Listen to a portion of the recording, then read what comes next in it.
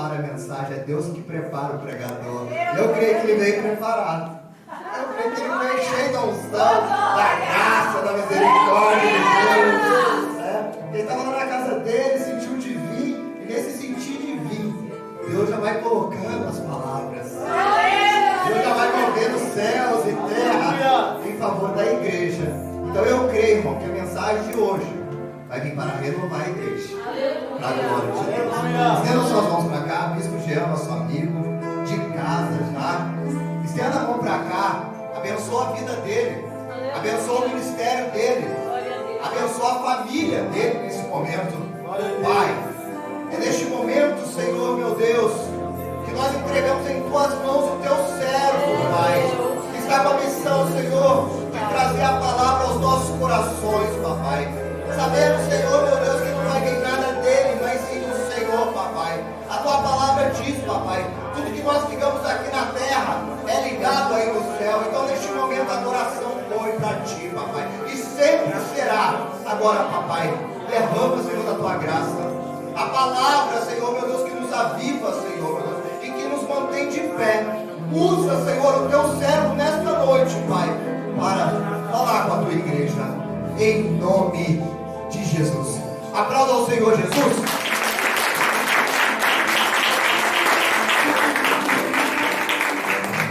Glória a Deus. Eu saúdo a todos os irmãos na paz do Senhor Jesus, amém?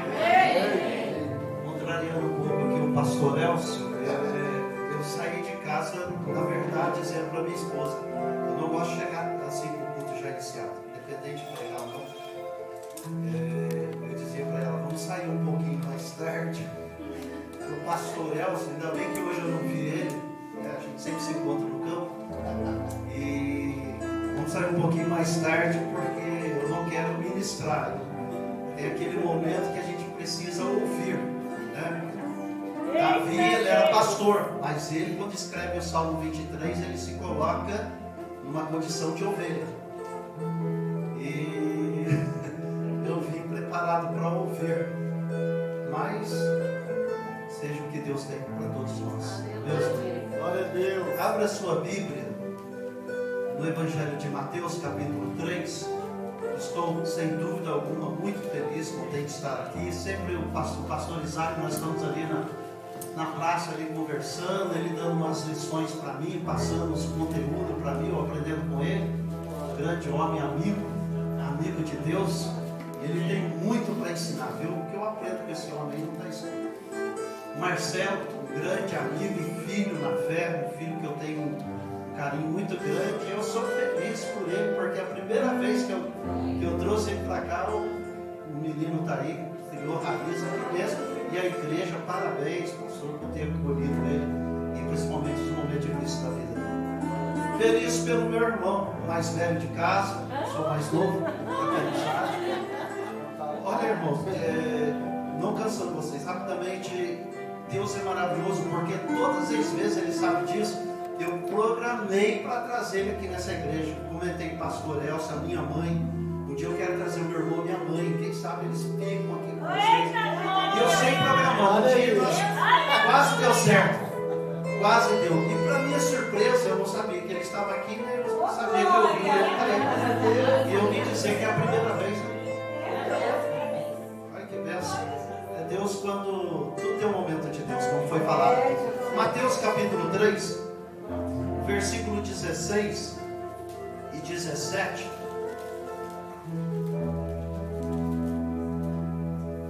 E depois o versículo 1 do capítulo 4 na sequência. Todos acharam?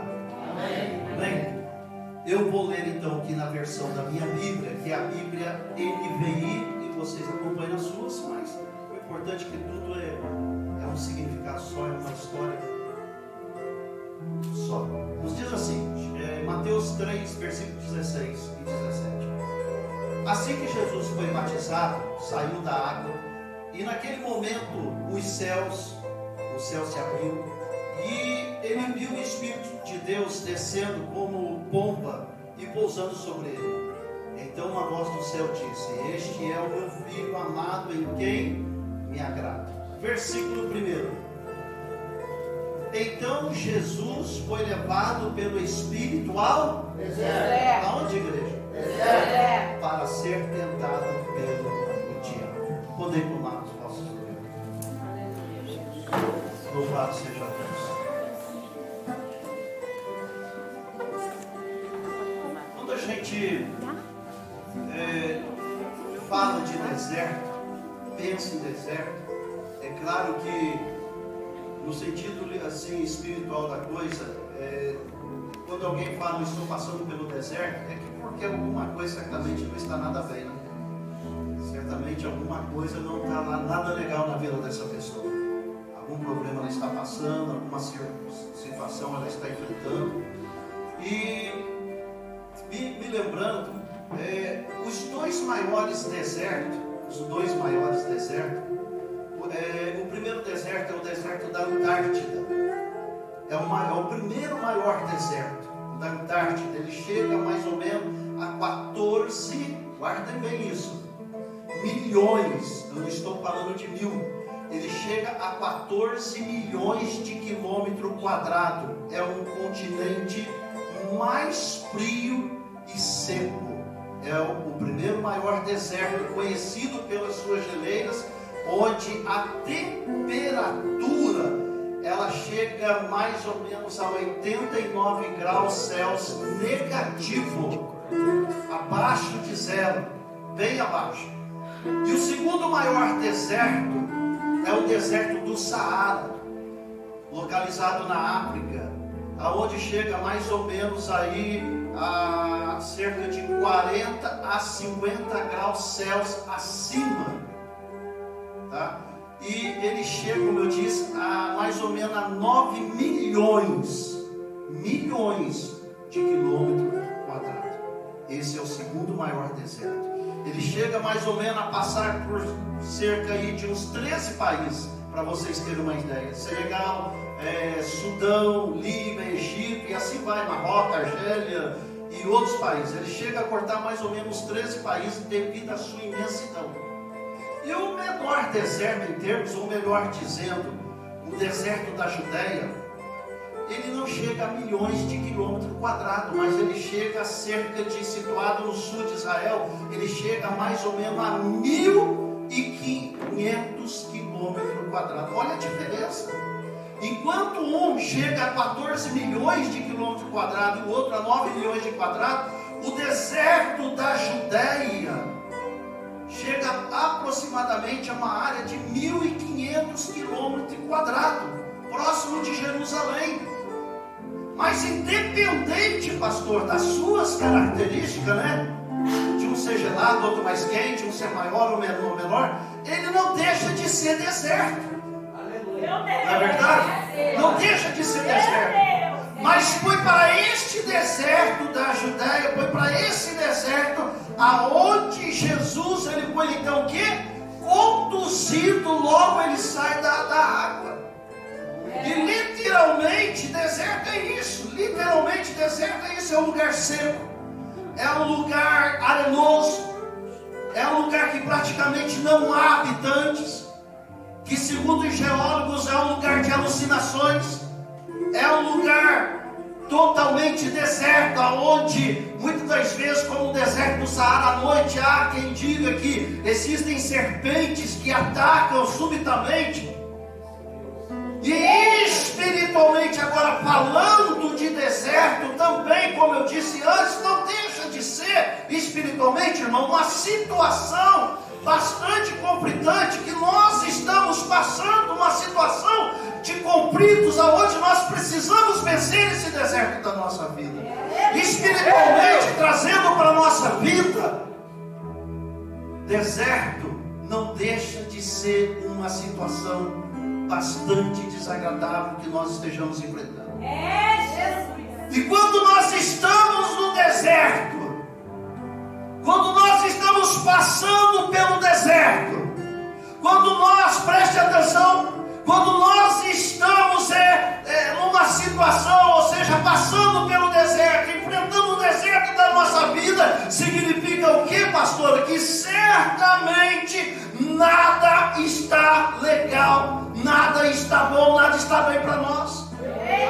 Quando nós estamos, irmãos, sabe de convir comigo que quando nós estamos enfrentando o deserto da nossa vida, certamente algo está errado.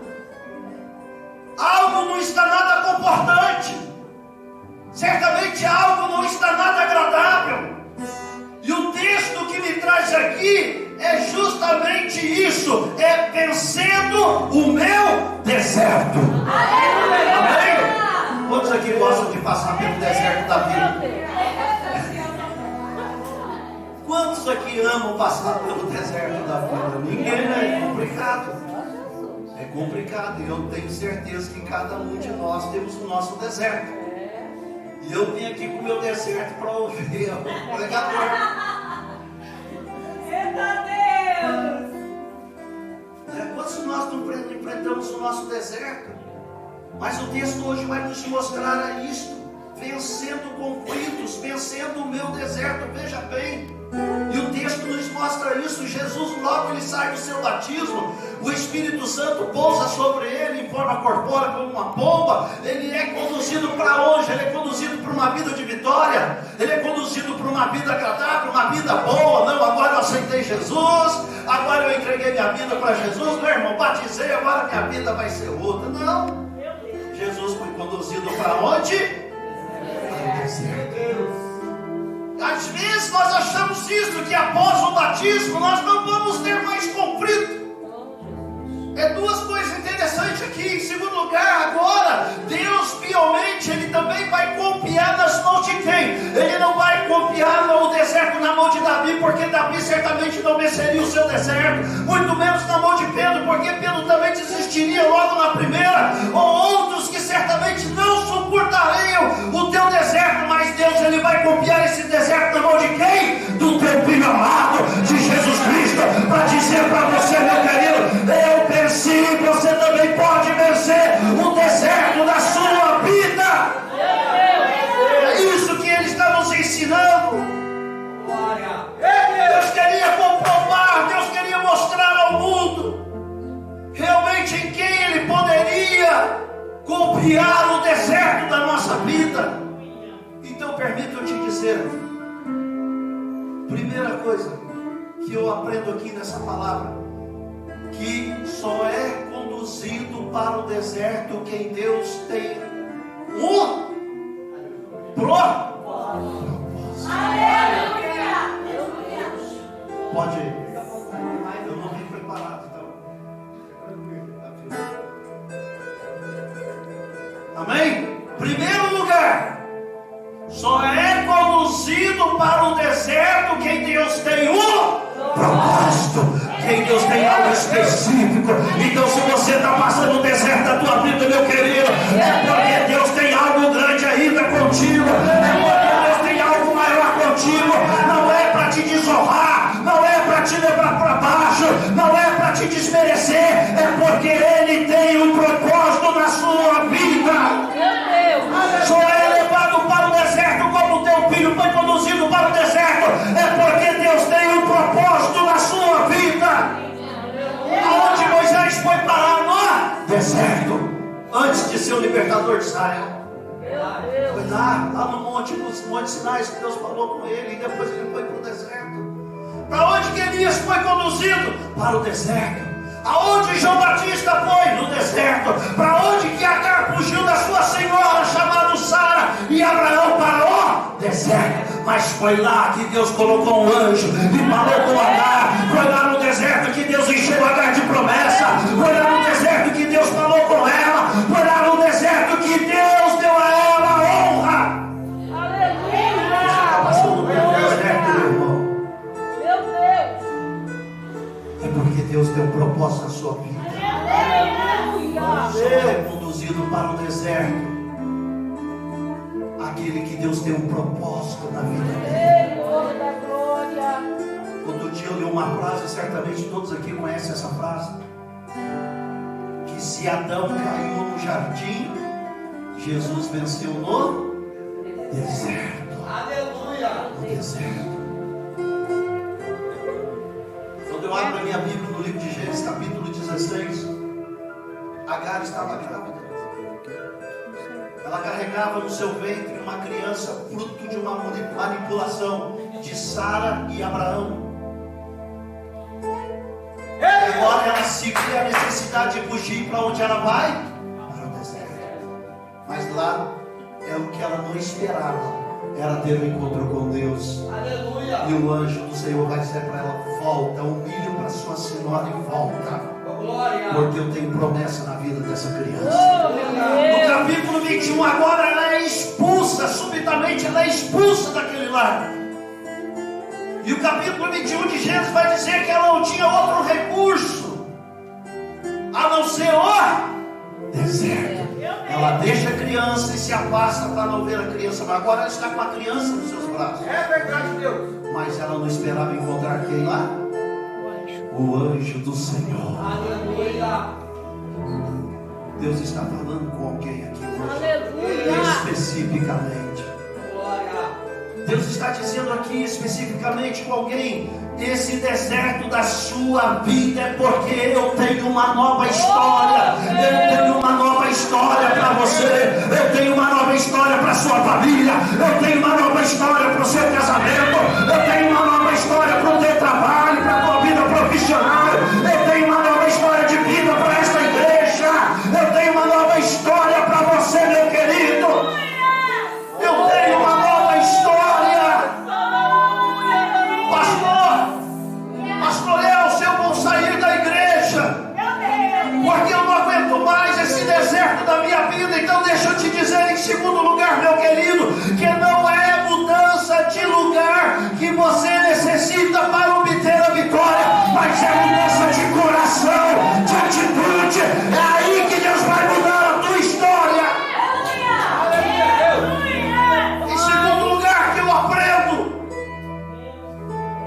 não é mudança de deserto, não é mudança de lugar que necessitamos para obter a vitória, mas é mudança de coração,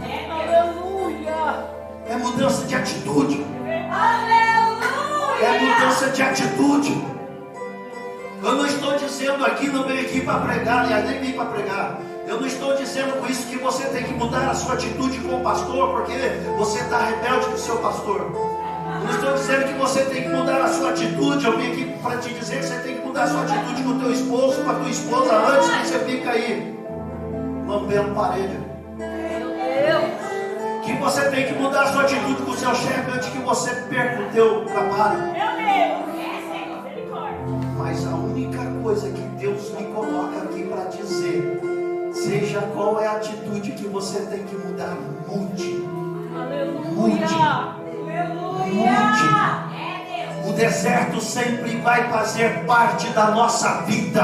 Você pode estar aqui na igreja Uma Terra Prometida, você pode estar na igreja apostólica não sei aonde, na comunidade sei na onde, mas se você não mudar a sua história, a sua atitude, o teu deserto sempre vai fazer parte da sua história, da sua vida. Há pessoas que mudam de igreja achando que o problema vai ser resolvido. Não! Como se o problema estivesse na própria igreja. Não! Deus tem falado conosco que essa atitude tem que partir de mim, tem que partir de dentro de mim, do meu coração. O povo caminhava no deserto, caminhava pelo deserto, e foi o maior povo que viu a glória de Deus. Foi o povo que caminhou pelo deserto. Foi o maior povo. Quer falar de milagre? Lê o livro de Números. Quando eles saem do Egito, no deserto eles viram coluna de fogo. Alguém já viu coluna de fogo aqui? Só na missão, né? Orando, as costas, mas eles viram. Literalmente, eles viram nuvem sendo protegido por ela. Eles viram água brotar da rocha. Já viu água brotar da rocha? Já vi água escorrer pela rocha. Eles viram no deserto maná cair do céu, um alimento para sustentá-los naquele deserto. A Bíblia vai dizer no livro de Deuteronômio, capítulo 29, verso 5, que por 40 anos Deus vai dizer assim: por 40 anos eu fiz caminhar pelo deserto este povo, porém nem as vossas vestes, tampouco as sandálias dos nossos pés se gastaram. Mas deixa eu te dizer uma coisa, meu irmão: no final dos 40 anos daquela geração que saiu do Egito, somente Josué e Caleb entraram na terra prometida, na terra de Canaã. O povo que dali saiu não entraram. Por quê, bispo? Por causa da sua incredulidade. Não entraram porque não deram a honra, porque não creram no poder de Deus. Não entraram porque no deserto não creram no Deus de maravilha, no Deus que pode mudar a história, no Deus que pode te dar uma nova história.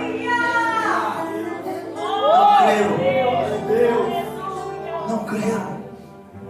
Não entraram no deserto porque não creram que com meu Deus eu salto muralhas,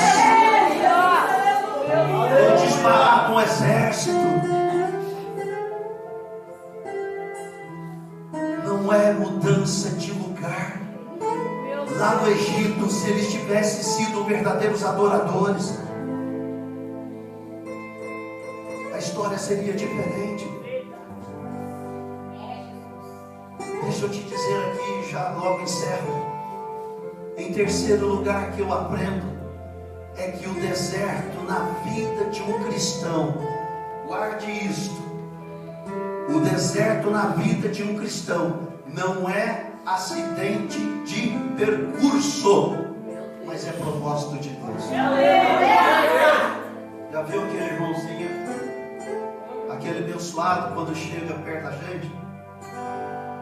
Você está passando o deserto porque você fez isso, porque você fez aquilo, porque você deixou de fazer isso, porque você deixou de fazer aquilo. Deserto nem sempre na vida de um cristão é acidente de percurso, mas é propósito de Deus. Deserto é um lugar de infertilidade, de sequidão, de desespero. Quem está passando pelo deserto, né, dá aquele temor, aquele desespero. E agora, meu Deus, o que eu vou fazer? Eu preciso de uma resposta. Deserto é lugar de suicídio, lugar de depressão, de desistência, de desânimo e tantos outros sentimentos, mas também é lugar de libertação, é lugar de propósito, é lugar de prova, é lugar de intimidade, é lugar de milagre, é lugar de cura, é lugar de mudança, é lugar onde Deus tem um propósito e vai falar contigo. Aleluia! Aleluia! Eu não sei qual é a sua situação, meu querido, nesse momento. Eu não sei qual é o deserto da sua vida nesse momento. Eu não sei qual é a imensidão do teu deserto. Se é de 9 milhões de quilômetros quadrados, se o teu deserto é de 14 milhões de quadrados, ou o teu deserto é simplesmente 1.500 quilômetros quadrados. Eu não sei qual é a proporção do teu deserto. O meu deserto é diferente do seu, isso eu sei. Eu não sei se você está passando pelo deserto da Antártida, do Saara ou da Judéia, mas de uma coisa eu sei: que você não está sozinho. Você crê nisso? Levante a sua mão comigo. Deus é contigo, Deus é contigo. Todo propósito tem um processo, então passa pelo deserto. A maioria das pessoas acha que o deserto é castigo de Deus por algo que fizeram de errado. Claro que tudo na vida tem uma consequência, mas nem sempre deserto é acidente de percurso. Há também quem acredita que ser cristão não é viver no deserto, ser cristão não é passar pelo deserto, que tudo não se resume no deserto. Meu querido, nós passamos pelo deserto, porém nada pode nos derrubar, porque Deus é contigo. Nós passamos pelo deserto, porém o deserto não é o fim da sua história. Nós passamos pelo deserto, porém você não está sozinho, porque Deus está contigo, através do teu Filho, através do Espírito Santo.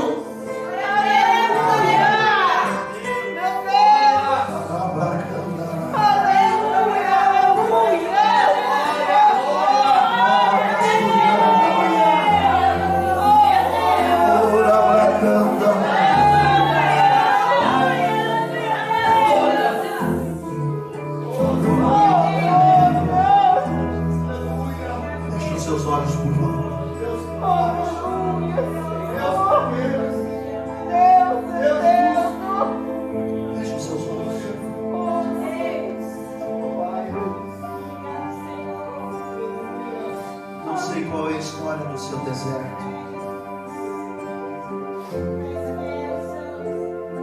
Por que passamos pelo deserto da vida, bispo?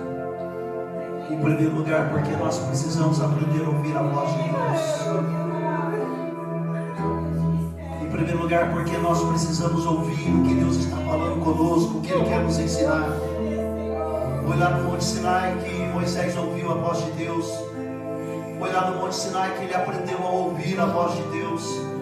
Pela primeira vez foi lá no deserto que Agar ouviu a voz do Senhor através do anjo. Feche os seus olhos.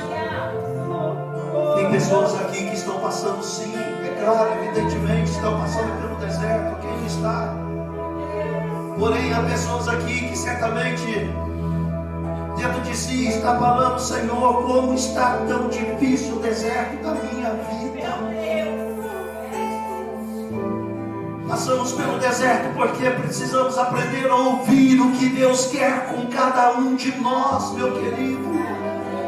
Jó falou assim com Deus: meus ouvidos já tinham ouvido a teu respeito, mas depois que eu passei pelo deserto, agora os meus olhos te veem.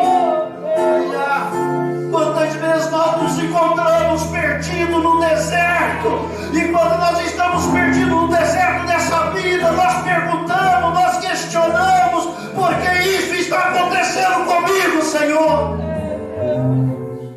O que eu fiz de tão errado para estar passando por esse deserto? Meu querido, deixa eu te dizer: deserto não é sinal de maldição, é Deus querendo forjar o teu caráter, é Deus amadurecendo a sua fé, é Deus te dizendo: a partir de hoje, esse deserto não será mais o deserto da tua vida.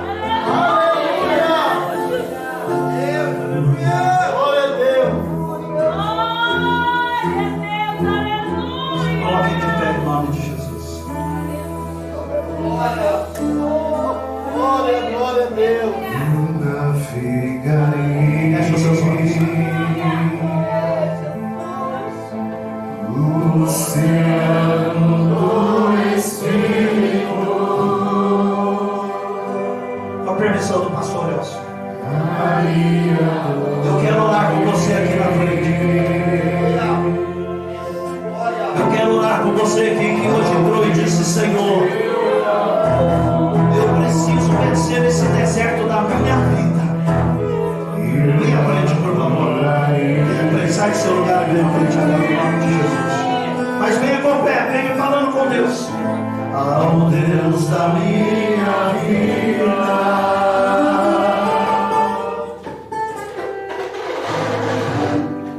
Ele compreender sem nenhuma explicação.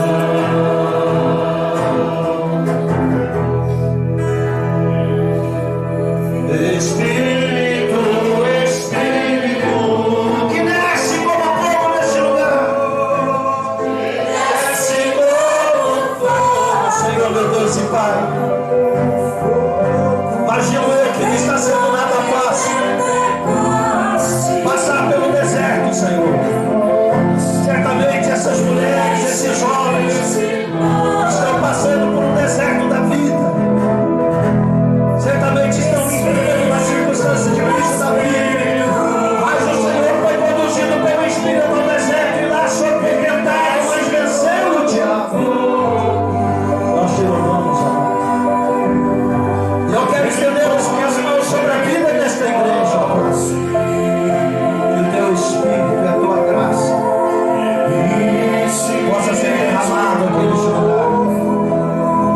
E que juntos possamos vencer, Senhor, esse deserto da vida. Em nome de Jesus. Em nome de Jesus. Em nome de Jesus. Ao Deus da minha vida. Coloque a mão no coração. Em nome de Jesus.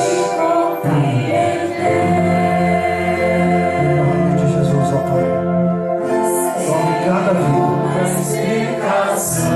E que essa palavra hoje venha ser gerada como uma semente que venha trazer vida, frutos vida daqueles que estão aqui à frente.